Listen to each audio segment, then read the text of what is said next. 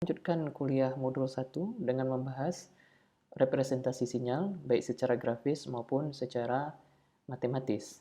Di sini kita akan membahas dua jenis sinyal yang sering kita temui, yaitu garis ataupun gabungan dari beberapa garis, disebut juga dengan piecewise linear,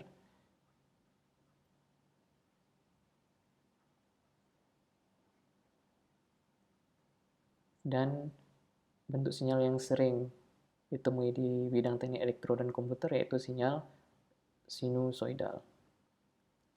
Oke, mari kita mulai dengan representasi matematis dari sinyal yang pernah kita bahas sebelumnya.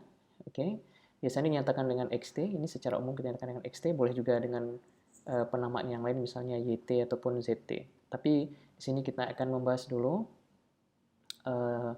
bentuk yang sering digunakan, yaitu xt. Nah, jadi X di sini selain menyatakan amplitudo juga menyatakan nama sinyal X di sini.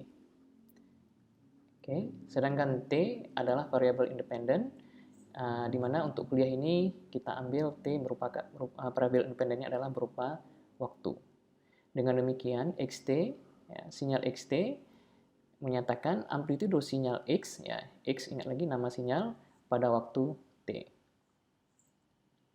Oke, jadi bila saya mempunyai sinyal XT dalam representasi grafis, ini dalam bentuk grafis, ya, maka seperti yang sudah kita bahas sebelumnya, sumbu horizontal menyatakan waktu, sedangkan sumbu vertikal menyatakan amplitudo. Maaf. Oke. Nah, jadi di sini sumbu horizontal menyatakan waktu atau variabel independennya, sedangkan sumbu vertikal menyatakan nilai amplitudo atau nilai X di sini dari sebuah sinyal. Oke. Nah, sekarang mari kita lihat dari representasi grafis ini. Yang ditanyakan adalah, ini sebagai latihan, berapakah amplitudo sinyal pada saat T sama dengan 0? Berarti yang ditanyakan di sini adalah X, ya, karena ditanyakan amplitudo pada saat T sama dengan 0. Berarti argumen dari X adalah 0. Nah, untuk menentukan nilai X0 cukup mudah. Karena ditanyakan nilai amplitudo pada saat T sama dengan 0, kita tentukan dulu waktunya. Ya, jadi di sini T sama dengan 0, kita tentukan di sini T sama dengan 0. Kemudian untuk amplitudonya, ya, kita melihat ke arah sumbu vertikal, ya, ke atas pun ke bawah, ya, di mana garis nanti berpotongan dengan nilai T sama dengan 0. Jadi kita lihat di sini, ya, kita lihat ke bawah, ya, tidak mungkin ke atas karena nilai sinyalnya yang warna hijau ini, ya. Jadi di sini bisa kita lihat X0-nya bernilai min 1 sesuai dengan nilai amplitudo yang ada pada sinyal ini. Oke. Dan bisa kita lihat di sini, ya, sinyal XT ini, ya, hanya terdefinisi untuk selang waktu, bisa kita lihat dari sini dari 0 sampai 4. Jadi sinyal XT hanya valid untuk T dari 0 sampai 4. Oke. Jadi bila ditanyakan berapakah X min 1, ya, jadi ini jawabannya tidak bisa kita tentukan karena, ya, sinyal X ini hanya terdefinisi untuk waktu dari 0 sampai dengan 4. Perlu saya sampaikan juga, dan juga saya lupa tadi menyatakan sebelumnya, di sini kita anggap T merupakan waktu kontinu. Oke. Nah, berdasarkan cara penentuan amplitudo sinyal pada waktu tertentu dari contoh ini, maka mahasiswa seharusnya sudah bisa menentukan nilai X2, ya, amplitudo sinyal pada waktu T sama dengan 2, X4, dan X5. Nah, pada slide ini kita mempunyai representasi grafis dari sinyal. Jadi di sini kita mengetahui representasi grafis dari sinyal. Ya, grafis diketahui. Pertanyaannya adalah bagaimana dengan persamaan matematis sinyal XT? Jadi di sini kita ingin beralih dari satu bentuk ke bentuk yang lain. Jadi pada slide ini kita ingin beralih dari representasi grafis ke representasi matematis. Oke. Nah, seperti yang kita ketahui bahwa ya, dengan melihat bentuk sinyal yang ada di sini ya, berupa garis lurus. Ya, ini berupa garis lurus. Dengan demikian, persamaan matematis dari sinyal xt juga seharusnya berupa garis lurus. Ya, persamaan untuk garis lurus. Jadi bisa kita cek bahwa persamaan garis lurus ya, untuk sinyal ini adalah xt sama dengan setengah t dikurang 1. Oke. Nah, selain persamaan garis lurus ini, kita juga mempunyai namanya kekangan waktu. Ya, kekangan waktu ini menyatakan untuk interval waktu berapa sinyal ini terdefinisi. Jadi kalau kita lihat di sini, ya, sinyal yang warna biru ini ya, terdefinisi untuk waktu dari t sama dengan 0 sampai dengan t sama dengan 4. Jadi bisa ditulis di sini kekangan waktunya adalah t lebih besar atau sama dengan 0 dan t lebih kecil atau sama dengan 4, atau juga bisa ditulis. Oke. Jadi kedua representasi ini diperbolehkan. Jadi bila ditanyakan persamaan matematis sinyal, selain memuat persamaan untuk sinyalnya sendiri, baik secara garis lurus ataupun dalam bentuk lain, juga memuat kekangan waktu. Oke. Nah, sekarang pertanyaannya adalah bagaimana mendapatkan persamaan sinyal untuk xt? Nah, hal yang perlu kita ketahui pertama adalah mengenali bentuk grafis sinyal X. Nah, dalam contoh ini berupa garis. Bisa saja dalam contoh yang lain atau problem yang lain, bentuk grafis dari sinyal X mempunyai bentuk yang lain, misalnya sinusoidal ataupun kurva yang mengikuti bentuk kuadratik ataupun eksponensial. Kemudian langkah berikutnya adalah aplikasikan persamaan matematis yang sesuai. Nah, jadi bila kita pada contoh ini mempunyai bentuk grafisnya adalah garis, maka yang kita aplikasikan adalah persamaan garis. Kemudian yang jangan dilupakan adalah juga mengaplikasikan kekangan waktu, sehingga sehingga kita mengetahui pada rentang waktu berapa saja sinyal kita terdefinisi, atau sinyal dalam kasus ini sinyal X-nya terdefinisi. Oke, mari kita review dulu persamaan matematis untuk garis. Jadi kita ambil contoh seperti ini, ya. Jadi persamaan garis dari fungsi sinyal xt adalah xt sama dengan m dikali t ditambah c. Mungkin kalian belum terbiasa dengan bentuk ini. Mari kita lihat dulu persamaan garis yang kalian peroleh pada saat sekolah menengah atas maupun kalkulus 1. Biasanya kalian menulis Y sama dengan MX ditambah C. Oke. Nah, untuk persamaan garis ini biasanya kalian mempunyai koordinat seperti ini. Oke. Ya, di sumbu horizontal kalian mempunyai X, sedangkan di sumbu vertikal kalian mempunyai Y. Hal ini ekuivalen juga dengan sistem koordinat sekarang. Jadi, di sistem koordinat yang kalian ketahui, yang vertikal adalah Y, ya, sedangkan pada mata kuliah ini kalian mempunyai XT. Oke, jadi kalian lihat di sini Y ekuivalen dengan XT. Kemudian untuk sumbu horizontal kalian biasanya menggunakan notasi X, ya, sedangkan di sini kita menggunakan T. Jadi ini sama saja, di sini kalian mempunyai X, di sini kita mempunyai T. Oke, sedangkan variabel lain sama, di mana M menyatakan gradien dari garis, sedangkan C menyatakan bias. Oke. Nah, kemudian untuk menghitung gradien, ya, itu diberikan oleh persamaan, ya, gradien adalah perubahan amplitudo dibagi dengan perubahan waktu.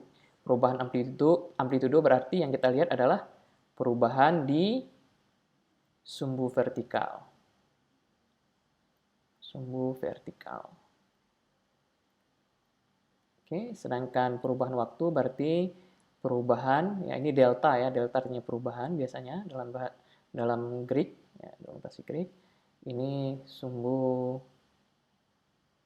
horizontal.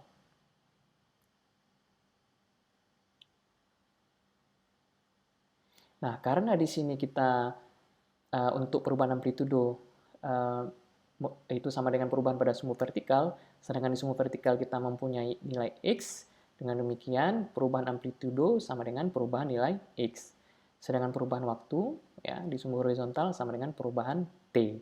Jadi kita ambil dua titik di sini ya, titik 1, yang ini titik 1.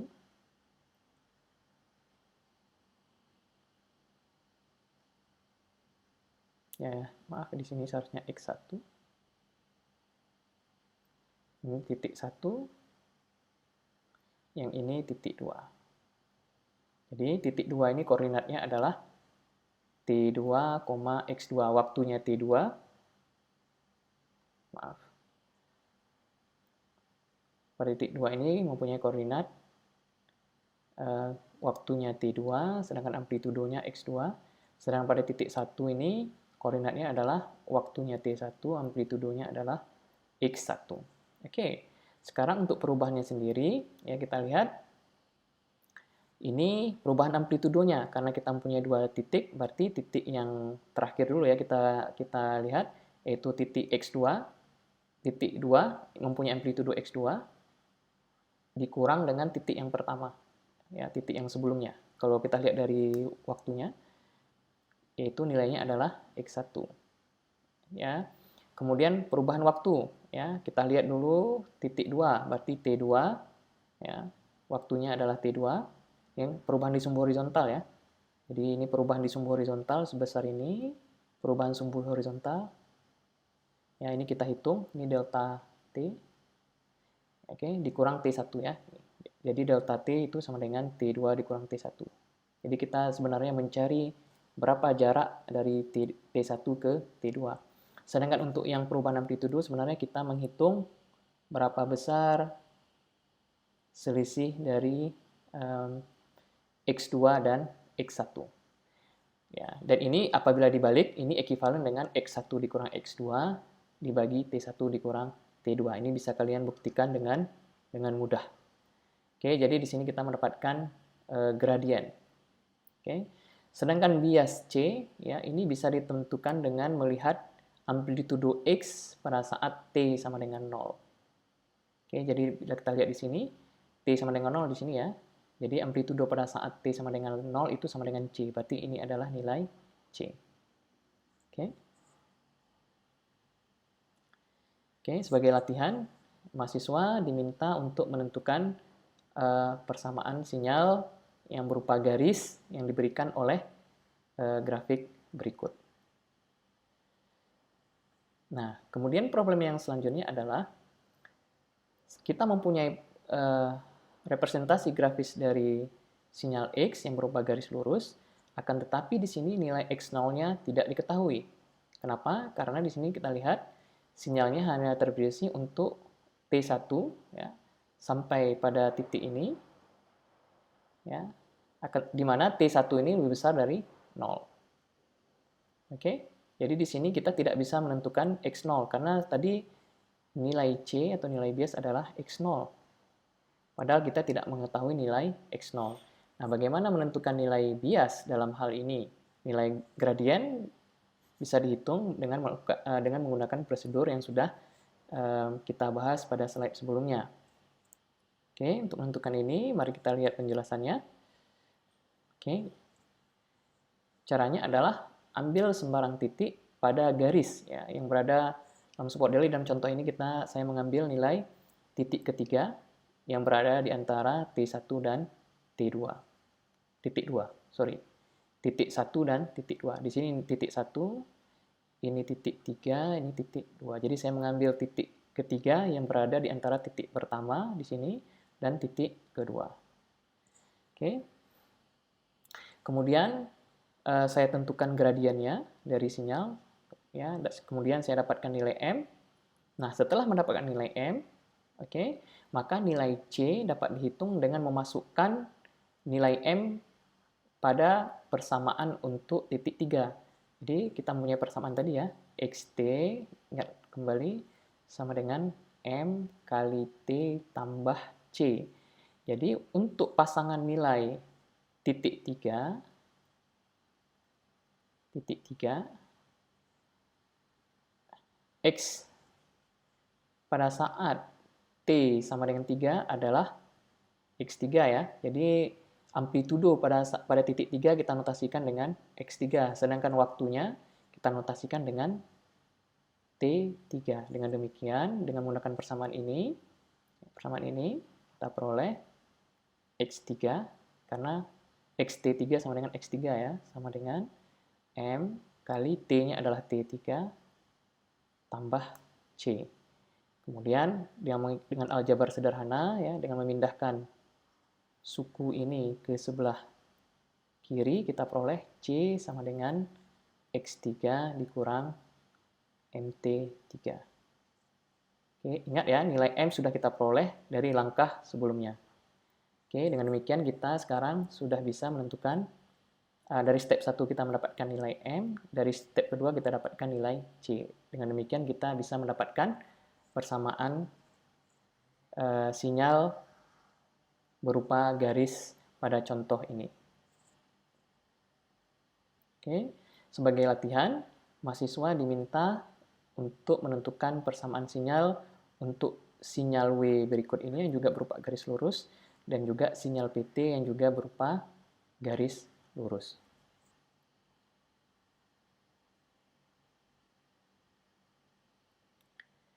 Kemudian, problem berikutnya adalah bila sebuah sinyal terdiri dari beberapa garis. Jadi pada contoh ini, saya ya, atau kita mempunyai sebuah sinyal yang terdiri dari dua garis. Jadi XT di sini ya, memuat komponen garis yang pertama dan garis kedua. Jadi di sini saya mempunyai dua garis. Jadi XT itu bisa dikomposisikan menjadi dua sinyal, yaitu gabungan dari sinyal X1 dan X2. Jadi untuk mendapatkan persamaan garis sinyal ini, ya, langkah pertama adalah menentukan persamaan garis X1. Ya, ingat kekangan waktunya, yaitu sinyal X1 ini hanya berlaku dari waktu T1 sampai T2. Ya, kita lihat nih potongan garis ini. Ya. Hanya berlaku, jadi sinyal X1 itu hanya berlaku untuk waktu T1 sampai T2. Kemudian tentukan persamaan garis yang kedua. Oke. Dan kekangan waktunya dari T2 sampai T3. Jadi ini bagian untuk persamaan garis yang kedua. Jadi persamaan untuk XT adalah mudah saja. Ya, kita buat seperti ini. XT sama dengan X1T, dan ini hanya berlaku untuk waktu T1 sampai T2. Oke, sedangkan XT bernilai X2 atau sama dengan X2T untuk waktu T2 sampai T3, kemudian 0 untuk T lainnya, karena sinyal XT di sini hanya berlaku untuk rentang waktu T1 sampai dengan T3. Oke, jadi XT hanya berlaku untuk rentang waktu dari T1 sampai T3, di mana untuk waktu T1 sampai dengan T2, ya, itu persamaan garisnya adalah X1, untuk T2 sampai T3 berlaku persamaan garis X2T.